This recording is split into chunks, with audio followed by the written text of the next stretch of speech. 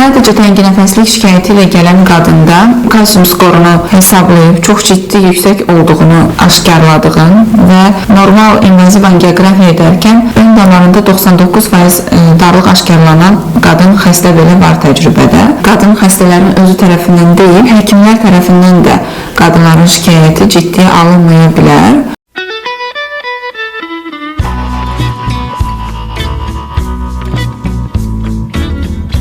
Qadınlar infarktı gec tanıyır.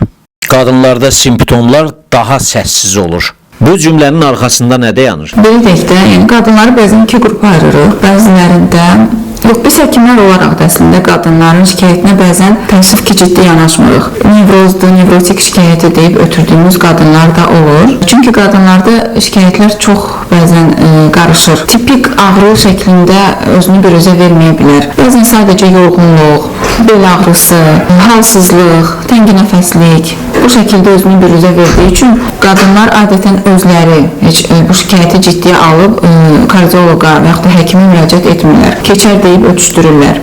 Bir fakt da var ki, sadəcə qadınlar, qadın xəstələrin özü tərəfindən deyil, həkimlər tərəfindən də qadınların şikayəti ciddiyə alınmaya bilər. Təcrübədə olur belə bir şeylər.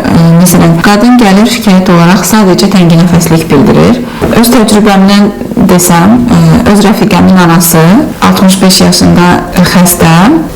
Bu yaxınlarda yenə qadın eyni şikayətlə gəlir. Sadəcə artıq pilləkən çıxanda hər zaman 3-cü mərtəbəyə çox rahatlıqla çıxdığını deyir, amma artıq 1-ci mərtəbənin 3-cü, 4-cü pilləsində tənginəfəslik daha da ciddiləşdiyini bildirdi. Sadəcə tənginəfəslik şikayəti ilə gələn qadında kalsium skorunu hesablayıb çox ciddi yüksək olduğunu aşkarladığın və normal invaziv angioqrafiya edərkən ön damarında 99% darlıq aşkarlanan qadın xəstə belə var təcrübədə. Ona görə də qadınların bəzən öz səhnənkarlığı ucbatından, şikayətlərini ciddiyə almayıb, həkimə müraciət etmirlər. Bəzən düzgün ifadə edilmədiklərinə görə həkim tərəfindən də ciddi qəbul olunmadığına görə ötüşdürülən, altda ciddi xəstəlik yatan qadınlar olur. Ona görə təəssüf ki, qadınlarda bir də sindrom X deyə bir sindrom var, tibbdə çox məşhur bir qadının xəstəliklərini ifadə edən sindromdur.